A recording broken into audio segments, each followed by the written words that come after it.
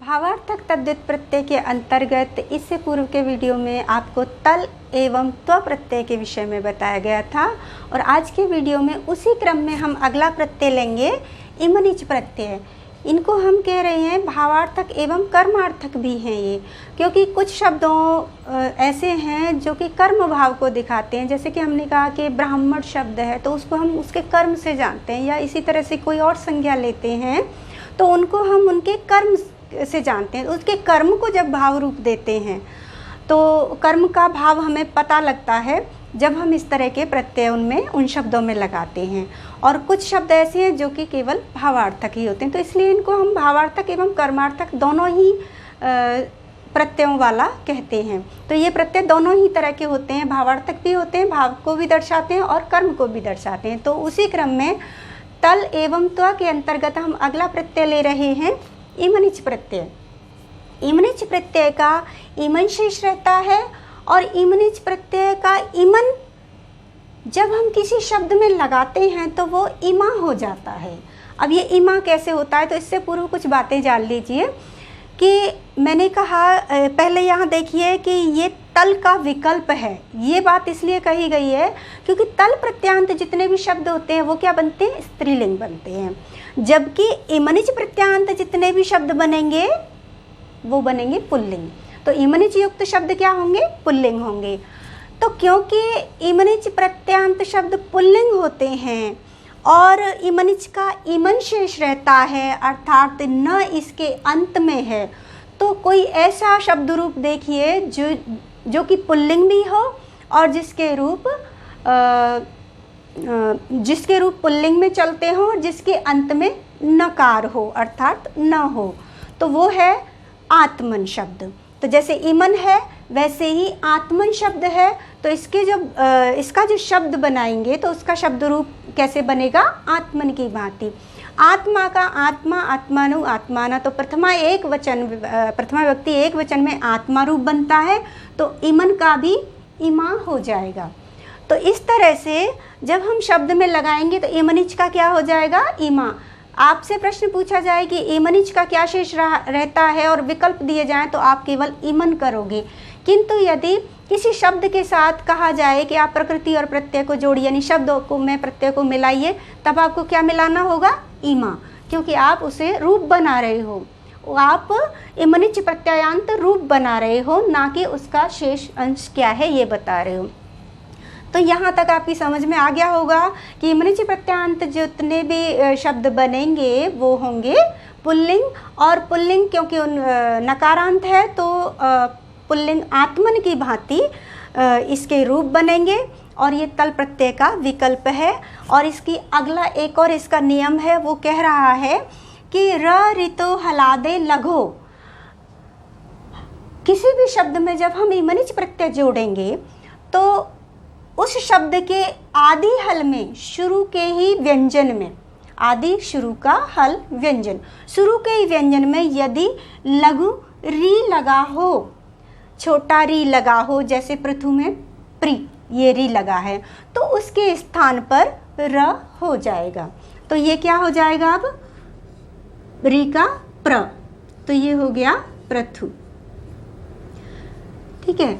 अभी एक नियम और, इनको शब्द रूपों को इमनिच प्रत्यांत बनाने से पूर्व हमें एक चीज़ और ध्यान रखनी होगी। टे सूत्र से होती है भ संज्ञा, वो किन नियमों के तहत होती है ये अभी हम जब आपको सूत्र पढ़ाएंगे उसके अंतर्गत बताएंगे, किंतु ये सूत्र अभी इतना समझिए कि ये कह रहा है कि पदांत अच का तो लोप होता ही है। जब हम इमनिच प्रत्यय लगाते हैं तो टे सूत्र क्या करता है कि पद के अंतिम अच का तो लोप करता ही है, लेकिन अगर ये ऊ पद के आदि में या अंत में कहीं भी आता है तो उसकी भ संज्ञा हो जाती है और उसका लोप हो जाता है। तो अब हम क्या करेंगे कि यहाँ पर ये देखिए, र ऋतो हलादे लघु सूत्र ने पृथु के री प्री के री का र कर दिया और टे सूत्र ने इस थ का लोप कर दिया, थ के ऊ का लोप कर दिया, तो ये क्या हो गया, प्रथ। अब आप इसमें प्लस इमनिच प्रत्यय लगाइए, तो इमनिच प्रत्यय का क्या लगेगा, ईमनिच का ईमन शेष रहता है, किंतु प्रथमा एक वचन में हम अब उसका रूप बना रहे हैं तो वो क्या बनेगा, ईमा। तो ये हो जाएगा यहाँ पर प्रतिमा।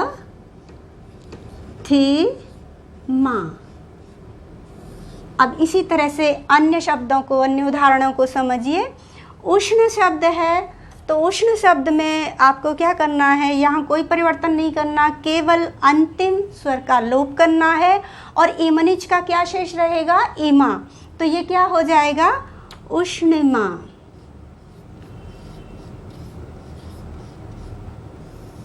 इसी तरह से मृदु शब्द है, मृदु में ईमनिच प्रत्यय को हम लगा रहे हैं तो ईमनिच प्रत्यय के कारण क्या परिवर्तन होगा, ध्यान दीजिए, पृथु मृदु एक जैसे हैं। तो यहाँ पर हमें क्या करना है, आदि हल में जो री आया है उस री के स्थान पर र कर दिया और उ का लोप हो गया, क्योंकि अंत में स्वर जो आया उसका लोप हुआ और ईमनिच का क्या रहा, ईमा। तो ये क्या बन गया, ईमा को के ई को अपने पूर्व वर्ण पे लगाया, क्योंकि स्वर जब बाद में आता है तो वो अपने से पूर्व के व्यंजन से लग जाता है। तो ये हो गया मृदिमा, मृदिमा।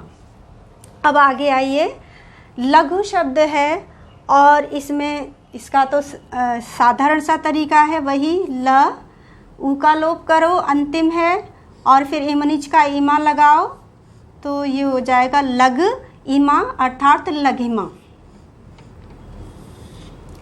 इसी तरह से देखिए, दृढ़ ईमनिच तो क्या होगा, यहाँ पर री आ गया है इसीलिए री के स्थान पर र कर देंगे और ये चीज़ें ध्यान रखनी है।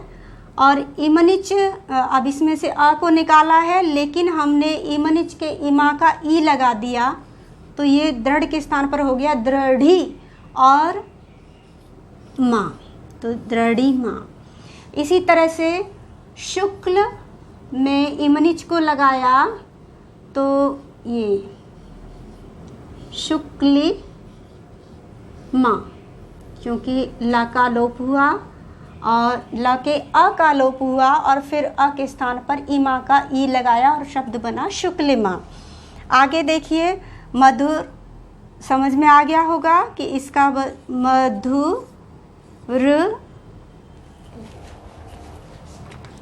मधुर, और अब इसमें आपको ईमनिच का ईमा लगाना है तो मधुरिमा। इसी तरह से हलंत, महत शब्द है, हलंत्यम के का लोप होगा अर्थात अंतिम हल है, क्योंकि इसके साथ कोई स्वर नहीं है तो इसका लोप हो जाएगा और शब्द बनेगा मह। अब इसमें ईमनिच का ईमा लगा दीजिए तो क्या होगा, ईमा। मह में ईमा लगाया, क्या बना, महिमा। गुरु है, गुरु शब्द है तो गुरु में हम क्या करेंगे, हमने कहा कि टे सूत्र क्या करता है, पद के आदि या अंत में कहीं भी ऊ आ जाता है तो उस ऊ का लोप हो जाएगा। तो ये ग से ऊ का लोप हो गया और र से भी ऊ का लोप कर दो, ये हो गया। तो क्योंकि अंतिम का तो वैसे भी लोप होता ही है तो ये हो गया, लोप हो गया। और उसके बाद अब हम गर हो गया, गर में ईमनिच का ईमा लगाइए तो ई इस तरह से व्यंजन पर लगाई और गरिमा। उससे पहले ये र आधा था, ये हलंत मैंने इसलिए नहीं लगाया क्योंकि इस पर मुझे ई लगा के उसे पूरा करना था। इस तरह से आपने ईमनिच प्रत्यय के विषय में जान लिया कि ईमनिच का ईमा शेष रहेगा, ईमन शेष रहेगा, लेकिन जब वो शब्द में लगेगा तो ईमा लगेगा। और इसी तरह से अब ये इस तरह से उल्टे आ जाते हैं आपके सामने, तो ये ध्यान रखना, ये इस तरह के जो शब्द हैं गरिमा, यहाँ पहचानना बहुत मुश्किल होता है और प्रतियोगी परीक्षाओं में ये बहुत ज़्यादा आते हैं इस तरह के शब्द। मृदिमा तो हाँ, अक्सर जिन्होंने बहुत अच्छे से पढ़ा नहीं है, समझा नहीं है विषय को, वो ये गलतियाँ बहुत करते हैं कि पता नहीं होता उनको कि ये गुरु शब्द है। तो आपको प्रकृति प्रत्यय अलग करते हैं, सार्थक शब्दों को अलग करते हैं। तो पहले आप एक सार्थक शब्द निकालिए, गर कोई शब्द नहीं होता। अब सोचिए कि ये गरिमा किससे बना है, क्योंकि गर ना कोई धातु है, ना क्रिया है, ना ही कोई शब्द है। तो ये पहचानो, फिर दूसरा पहचानो कि प्रत्यय कौन सा है। तो शेष जो बच रहा है वो आप देखो, रिमा नहीं कोई प्रत्यय नहीं होता और ना ही ग कोई शब्द होता है। तो शब्द, सार्थक शब्द को भी अलग करना है और हमें सार्थक प्रत्यय को भी अलग करना है। तो सीधी सी बात है कि इमनिच प्रत्यय होता है। इमा से आपने पहचान लिया, इमनिच इमा। आप इनको ऐसे ही याद करो जो मैंने हमें बताया है। तलता याद रखा तो आपने को पता लग गया कि तल के स्थान पर ता होगा। त्वत्वम अर्थात त्व के स्थान पर त्वम होगा। इसी तरह से इमनिचिमा कर दिया, इमनिच अंत में है और ई का इमा का ई लगा के इमनिचिमा किया, तो आपको पता लग गया इमनिचिमा। और आप समझोगे इमा कहाँ आ रहा है, यानी इमनिच के बाद आ रहा है, तो आप पहचान जाओगे कि इमनिच का इमा है इसके अंदर। अब बना गर शब्द। तो ये चीज़ें ध्यान रखने वाली हैं कि इमनिच के कारण क्या परिवर्तन हुआ था। तो ये गुरु शब्द ही है, क्योंकि गर कोई शब्द नहीं होता। तो इसीलिए इस तरह से आप पहचानोगे। और ये व्याकरण हमेशा अभ्यास मांगता है और अभ्यास से आपको इतने नए शब्दों का ज्ञान होगा। किताबों से, हमारे साहित्य को पढ़ेंगे, वहाँ से शब्द मिलते जाएंगे। तो जितना व्याकरण पुस्तक में उदाहरण के लिए दे रखा है केवल उतना पर्याप्त नहीं है। आप जितना साहित्य पढ़ोगे और जितना अभ्यास करोगे उतने आपको नए शब्द मिलेंगे। वहीं से प्रतियोगी परीक्षाओं में शब्द उठाकर दिए जाते हैं जो कि व्याकरण की मात्र पुस्तक पढ़ने वालों को नहीं मिलते।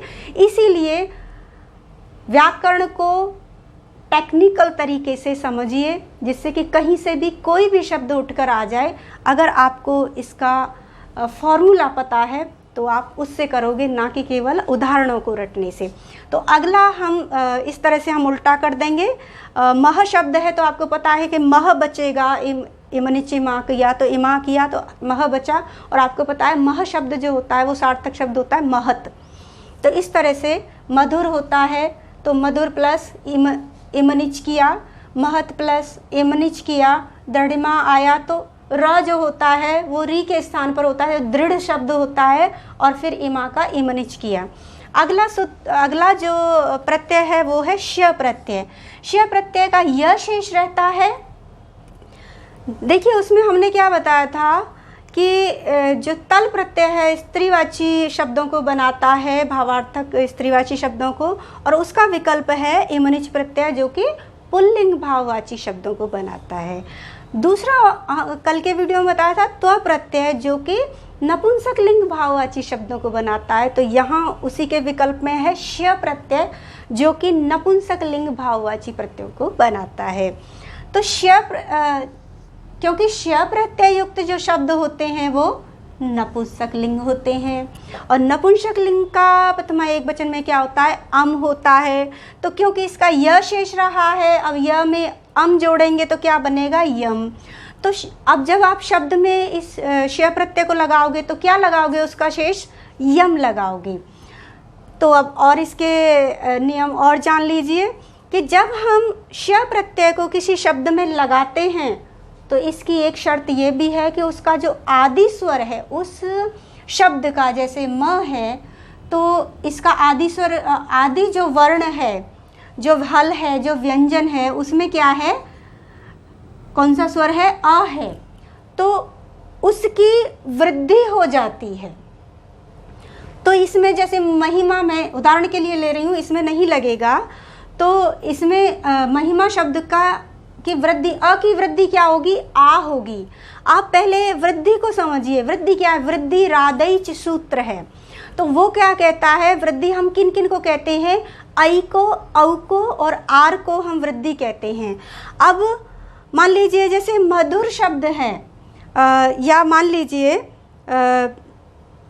कोई ऐसा लेते हैं हम जिसमें ऊ आ रहा हो, नहीं है अभी यहाँ, तो ऊ शब्द है, तो ऊ का हमें वृद्धि कैसे करेंगे, ऊ की वृद्धि हो ही नहीं सकती, क्योंकि वृद्धि हमेशा किसकी होती है, गुण की होती है।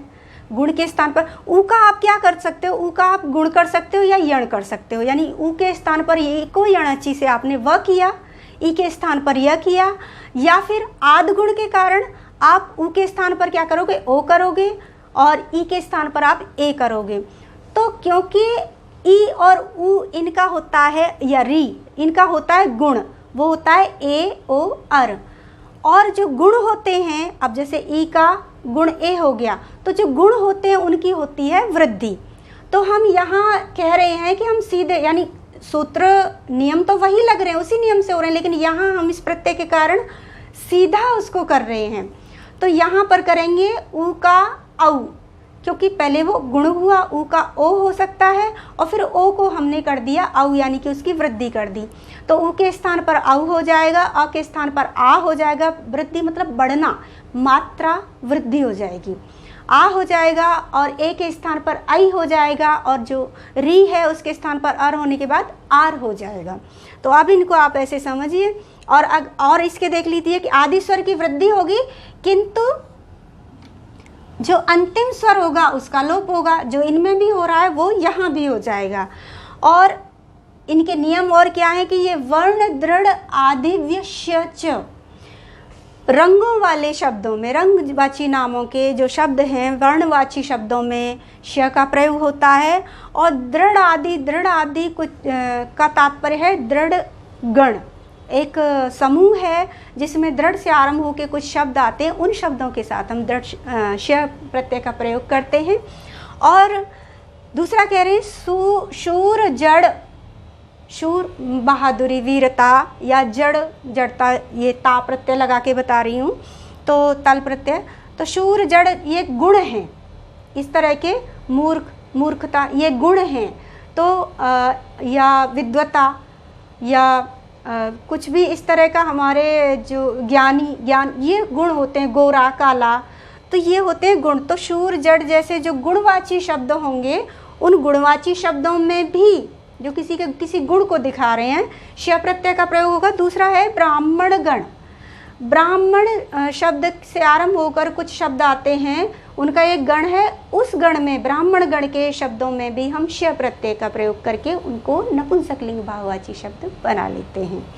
तो वो गण कौन कौन से हैं, कुछ तो अधिकांशतः मैं यहाँ पर उदाहरण में बता देती हूँ, और शेष जो होंगे उनको डिस्क्रिप्शन में लिख दिया जाएगा। उदाहरण से समझिए। अब इसमें क्या इतना समझ लिया आपने कि इससे बने हुए शब्द जो होंगे श प्रत्ययांत शब्द नपुंसकलिंग के होंगे, और इसके आदि जो स्वर होगा किसी भी जिस शब्द में लगेगा उस शब्द के आदि स्वर की वृद्धि हो जाएगी। और ये रंगों वाले दृढ़ शब्द जैसे, या वर्ण, किसी वर्ण काला गोरा, इस तरह के रंगों वाले शब्दों में, और ब्राह्मण जैसे शब्दों में, ब्राह्मण में एक वर्ग आता है पूरा, चोर भी आते हैं, कृपण कंजूस भी आते हैं, इस तरह का पूरा एक गण है इस तरह के शब्दों का। और शूर और जड़ इस तरह के शब्दों में हम श का प्रयोग करते हैं। तो उदाहरण के लिए जैसे देखिए दृढ़ शब्द है, तो दृढ़ में अभी हम इसका नियम किया था, यहाँ तो नियम ये था इमनिच में कि अगर आरंभ में री आ गया तो हम क्या करेंगे, उसके स्थान पर र कर देंगे। लेकिन यहाँ पर हम क्या कह रहे हैं कि आदि स्वर की वृद्धि हो जाएगी, तो री का अर होगा, अर होके फिर क्या हो जाएगा, दार। ये देखिए यहाँ ये दार हो गया, और फिर ढ़ लगा दिया, तो ढ़ के भी अ का लोप किया, तो ये आधा हो गया। तो शब्द क्या बना यहाँ पे, द री से आर होकर दार ढ़, और फिर श का क्या लगाएंगे हम, यम। तो ये शब्द क्या बनेगा, ढ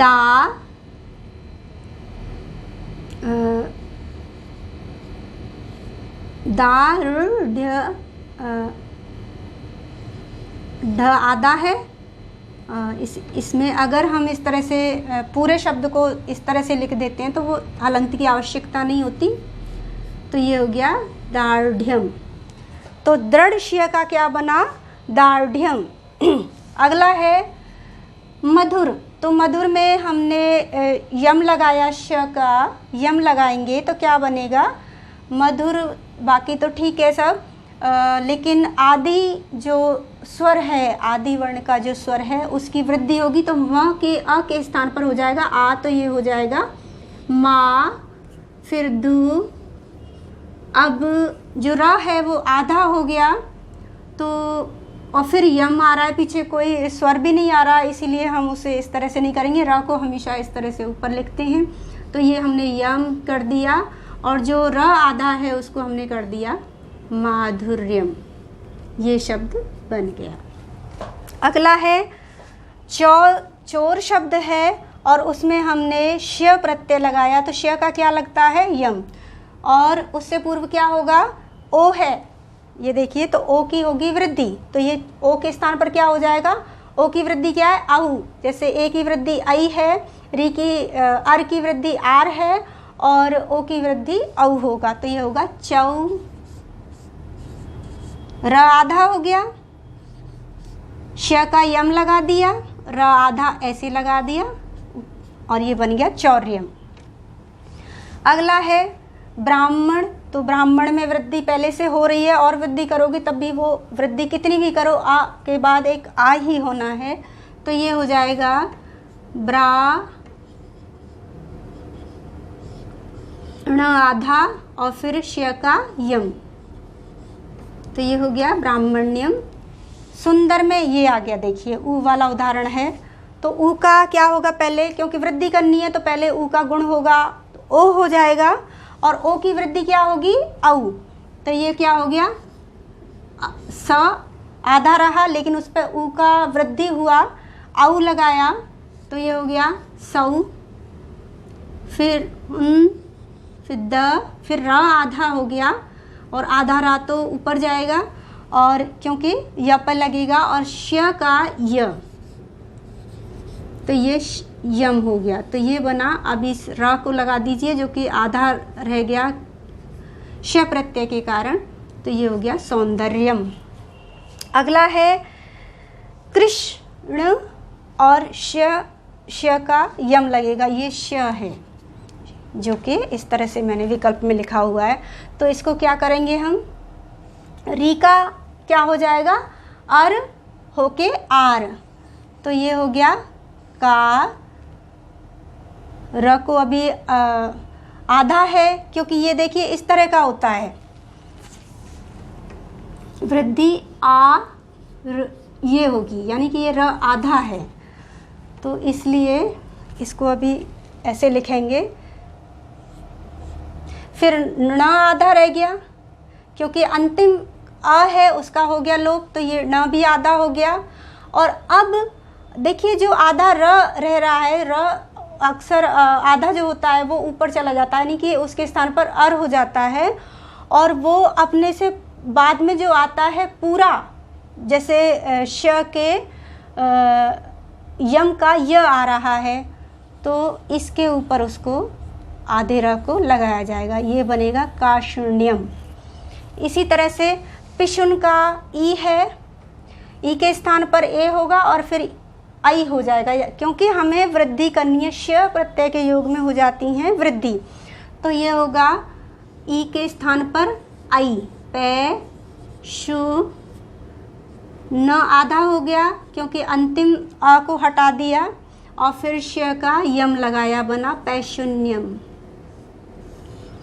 इसी तरह से लवण है, लवण में ण को आधा करना है और ल के आ की वृद्धि करनी है, तो ये हो जाएगा ला व न्य म।